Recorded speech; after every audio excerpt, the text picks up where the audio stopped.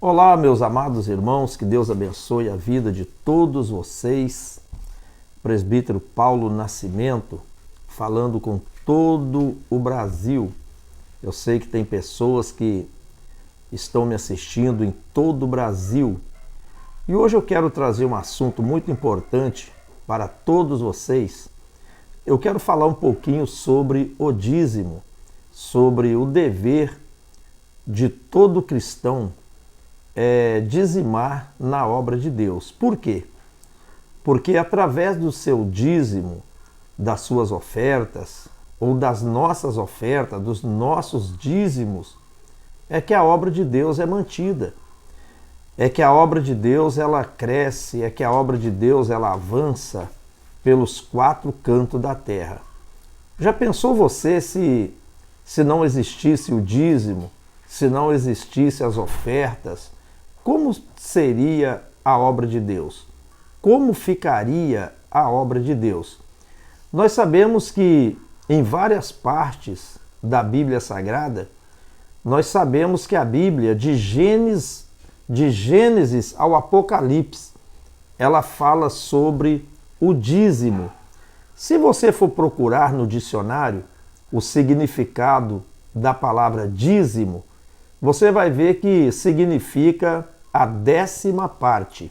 Você pode procurar, você pode pesquisar, que a palavra dízimo quer dizer a 10ª parte. E toda a Bíblia Sagrada fala sobre o dízimo. Mas um dos lugares mais conhecidos na Bíblia Sagrada que fala sobre o dízimo está aqui em Malaquias, no capítulo de número 3 e no versículo de número 7. Interessante que o texto aqui de Malaquias 3:7, ele tem o seguinte tema: não devemos roubar o Senhor e nem duvidar da sua providência e justiça. Então aqui o título dessa leitura já fala: não devemos roubar o Senhor. Então você talvez pergunta: quem não dá o dízimo está roubando ao Senhor? Não somente o dízimo, mas também as ofertas alçadas, as ofertas levantadas. Então você vê que o Senhor começa aqui falando através de Malaquias: desde os dias de vossos pais vos desviastes dos meus estatutos e não os guardastes. Tornai-vos para mim, e eu tornarei para vós, diz o Senhor dos Exércitos. Mas vós dizeis: em que havemos de tornar? Aí vem agora o versículo 8. Roubará o homem a Deus? Todavia vós me roubais, e dizeis: em que te roubamos? Nos dízimo e nas ofertas alçadas. Aí vem a resposta. Agora vem o castigo. O maldição sois amaldiçoados, porque me roubais a mim, vós toda a nação. Então aqui você vê três coisas interessantes. Aqui você vê Deus ele chamando o povo para um concerto. E eles perguntam a Deus, em que havemos de tornar? Porque aquele povo, eles estavam afastando-se de Deus na área do dízimo e das ofertas. E quando Deus fala: tornai-vos para mim, e eu me tornarei para vós, eles nem se davam conta do que estava acontecendo. Por isso é que eles disseram: mas em que nós havemos de tornar, de nos tornar para Deus? Em que? Eles achavam que estava tudo bem, que estava tudo tranquilo, mas não estava. É que nem nos dias atuais. Tem muitas pessoas que acham que está tudo bem, acham que está tudo tranquilo. Eu guardo os mandamentos, eu guardo a doutrina, mas você está devolvendo o dízimo que é de Deus? Aí você vê aqui que Deus ele fala, ó, vocês têm que tornar para mim nos dízimos e nas ofertas alçadas. Aí o versículo 10 diz assim, com maldição, trazei, o versículo 9, com maldição sois amaldiçoados, porque me roubais a mim toda a nação. Então você vê que toda a nação estava roubando a Deus, a maioria do povo não estava devolvendo a Deus o que era de Deus. Aí o versículo 10 ele fala, trazei todos os dízimos à casa do tesouro, para que haja mantimento na minha casa, e depois fazei prova de mim, diz o Senhor dos Exércitos. Se eu não vos abrir as janelas do céu, e não derramar sobre vós uma bênção tal, que dela vos advenha maior abastança, e por causa de vós repreenderei o devorador, para que não vos consuma o fruto da terra, e a vide no campo não vos será estéril, diz o Senhor dos Exércitos. Então você vê aqui, meus amados e queridos irmãos, Deus dizendo para o povo, trazei todos os dízimos à casa do tesouro do Senhor, para que haja mantimento na minha casa. Irmãos, essa palavra mantimento ela quer dizer manutenção, para que a obra de Deus ela venha a ter a manutenção necessária. Você sabe que a igreja ela tem muitas despesas. Não é só você subir no altar e pregar o evangelho, abrir a Bíblia, pregar, cantar, orar, ver Deus operar milagres, maravilhas, sinais, prodígios. Tudo isso é bom, tudo isso é maravilhoso.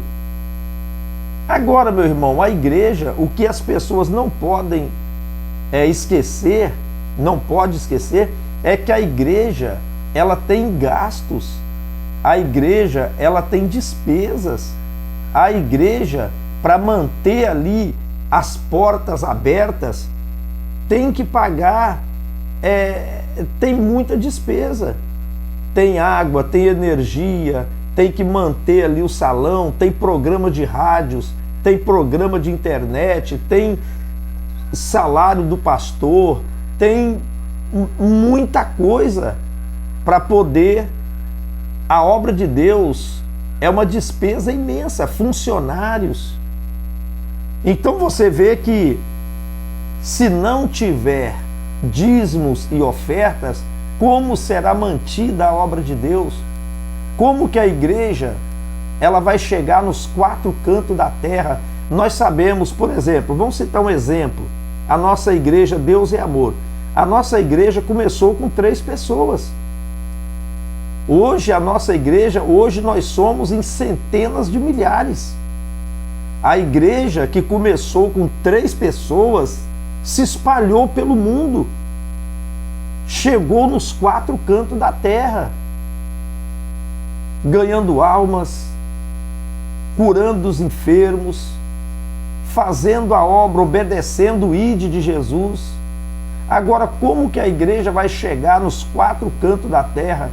Como que a obra de Deus vai crescer se o povo de Deus não abrir a mão? Se as pessoas fecharem a mão, como que a obra de Deus vai crescer? Como que nós iríamos chegar nos 4 cantos da terra? É quase impossível. Então nós vemos aqui que Deus ele faz uma promessa. Trazei todos os dízimos à casa do tesouro. É todos os dízimos. Por quê? Porque às vezes a pessoa tem vários ganhos. Às vezes a pessoa tem 2, 3 empregos. Às vezes a pessoa tem casas de aluguel. Às vezes a pessoa tem várias rendas. Então tem que juntar tudo, juntar toda a sua renda e trazer o dízimo da obra de Deus, que é os 10% para poder manter a obra de Deus. Aí Deus ele promete, ó, se você trazer o seu dízimo, dizimar, ajudar a obra de Deus, então Deus ele promete repreender o devorador, Deus ele promete prosperar na sua vida, Deus ele promete abrir portas para você, Deus ele promete repreender o devorador, a miséria, a inveja e até as enfermidades. E é isso que nós temos visto acontecer. Quantas pessoas que depois que começaram a dar o dízimo na obra de Deus, elas prosperaram, elas alcançaram bênçãos grandes. Por quê? Porque Deus realmente abriu as janelas do céu. Talvez eu estou falando agora com o irmão, com a irmã, que você está em falha com Deus nessa parte. Talvez você obedece a doutrina, talvez você obedece os mandamentos, mas nesse mandamento você está em falha. Nesse mandamento você está deixando desejar. Por quê? Porque você não está obedecendo e, em consequência, você não está prosperando. Você não está tendo prosperidade financeira na sua vida. E Deus ele quer abrir a janela do céu. Ele quer te abençoar, ele quer prosperar a sua vida. Ele quer te abençoar em todas as áreas da sua vida. Minha irmã, meu irmão, o que custa você dizimar na obra de Deus? O que custa você dar o seu dízimo na obra de Deus? Faça isso, faça a prova com Deus. Deus manda você fazer prova. Faça a prova de mim. Então, nós temos esse direito de fazer prova com Deus. Mas é só depois que a gente começa a devolver os nossos dízimos na obra de Deus.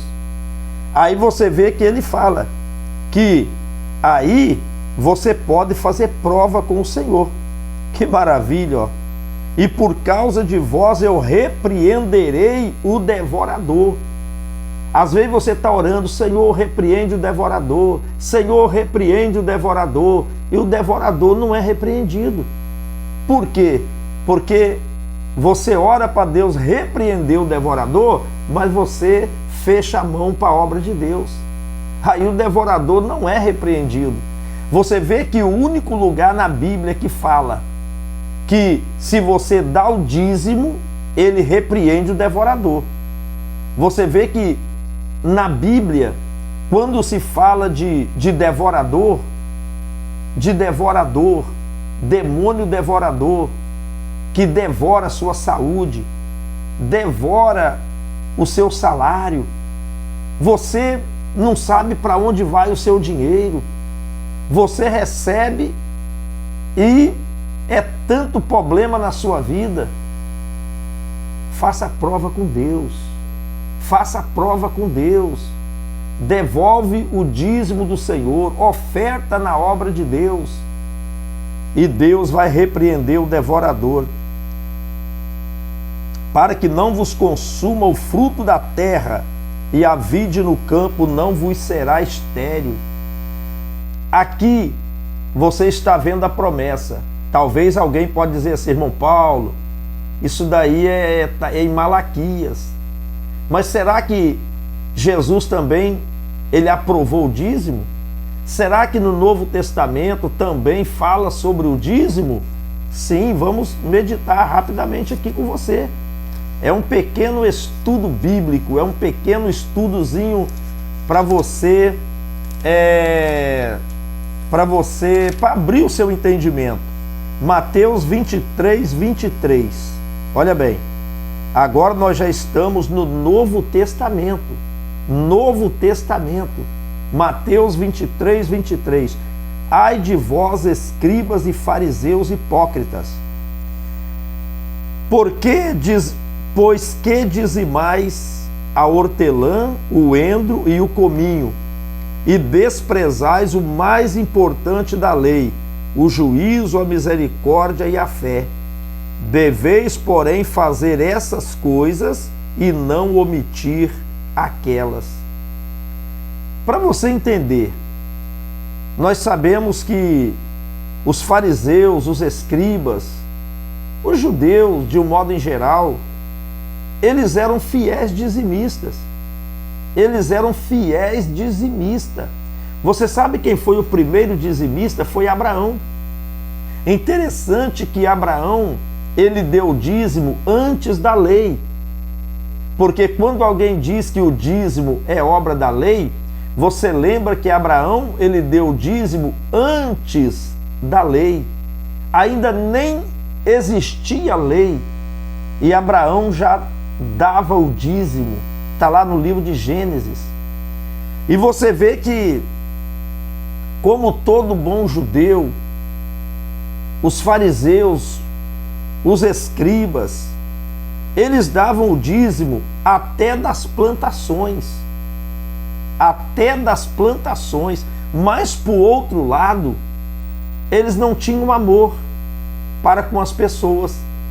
Você lembra quando eles pegaram aquela mulher lá no ato de adultério, eles queriam matar ela apedrejada? Por quê? Porque eles não tinham amor. Eles não tinham amor. Então, eles eram bons dizimistas, mas não tinham amor no coração. Então você vê que Jesus falou que eles deveriam, olha só, eles desprezavam o mais importante da lei, que é o juízo, a misericórdia e a fé, que era mais importante do que o dízimo. Mas isso não quer dizer que não era para eles dar o dízimo. Aí Jesus falou assim: olha, vocês deveis, porém, fazer essas coisas. Essas coisas quer dizer que é dar o dízimo de tudo que vocês ganham, do endro, do hortelã, do cominho, da alface, da cebola, do tomate, do pepino, da batata, que eles colhiam, vendiam e davam o dízimo. Então vocês devem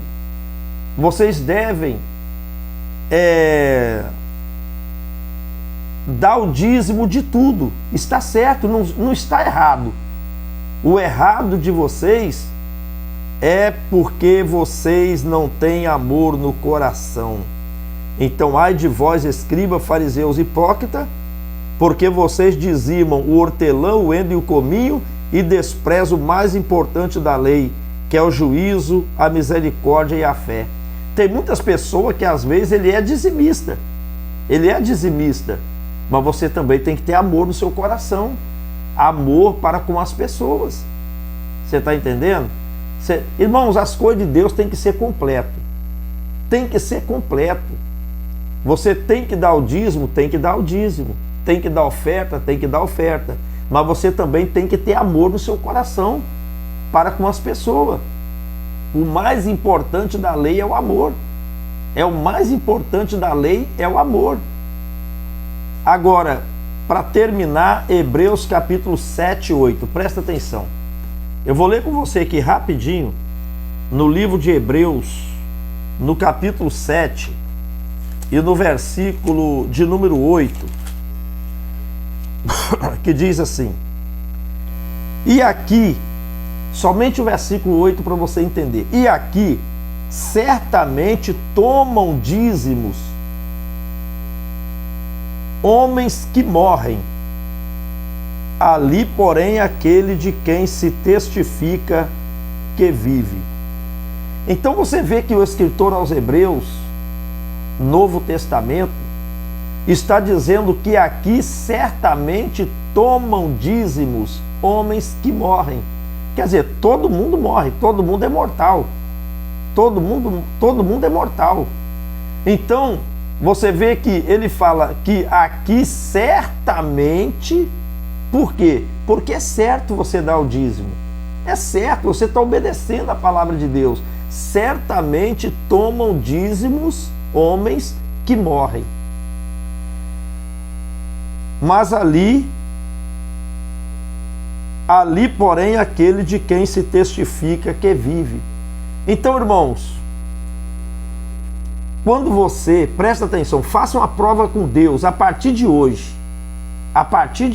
de agora, que você está assistindo essa pregação, a partir de hoje, procura ser fiel a Deus no seu dízimo, procura ser fiel a Deus, mesmo que alguém chega para você e fala que não precisa você dar, fala que isso é coisa do Velho Testamento, fala que a igreja não precisa, que a igreja já tem muito dinheiro,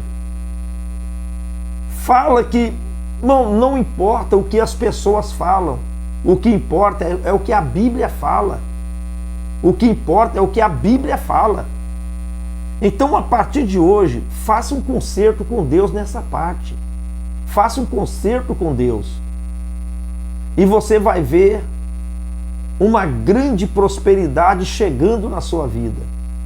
Você vai ver Deus abrindo as janelas do céu e derramando sobre você, sobre a sua vida e sobre até a sua família uma bênção extraordinária, porque Deus é fiel. Amados, que Deus abençoe a todos vocês, que Deus abençoe você, sua vida e a sua família.